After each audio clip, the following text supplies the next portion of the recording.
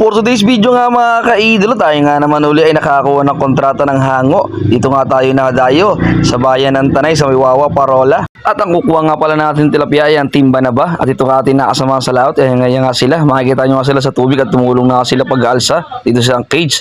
At ito nga pala yung bangkao. Mga kaidolo, yan ang timba na ba? Sila nga pala ang kukuha ng tilapiang buhay dito at kasama natin yan.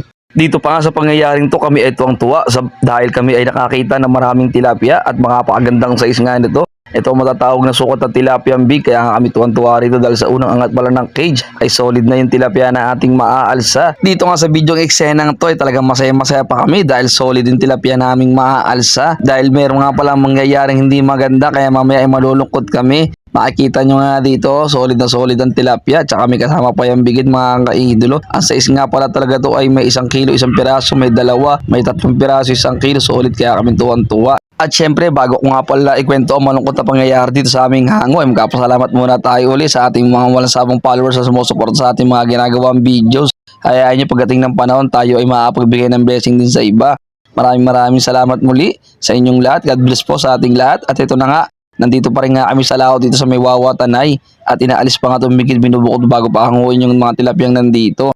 Dahil hindi nga namin inaasahan ang mga susunod na pangyayari. Talagang kami mabibigla at malulungkot dahil dito.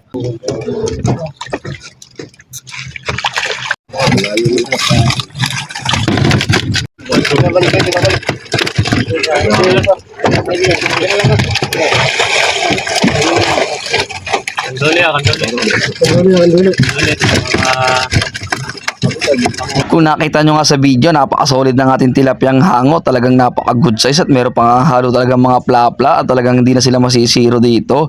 Dahil nga dyan ay tuwan-tuwa na talaga kami. At maya-maya lang nga pala ay pagtapos nga pala nito, ikukwento ko na ang nangyari. Pagkatapos nga pala niya kami ay lumipat sa kabilang area at nag-alsa kami ng ilang cage pa. Ang aming nga palang unang indalsa ay talagang walang laman at napakalaki ng sira. At kami uli ay nag-alsa ng 2 sunod na cage mga kaidolo. Ay ganun din ang pangyayari kaya talagang wala kaming nahangong kasunod dito mga kaidolo. Ang 3 cage na aming inalsa ay talagang walang laman. Dahil nga kami ay wala nang nahango ay hindi na ito pwedeng kuhanin ng aerator. Kaya ito ay aking ibibigay na lang sa aking boss mga kaidolo sa Cardona. At yun lang. God bless.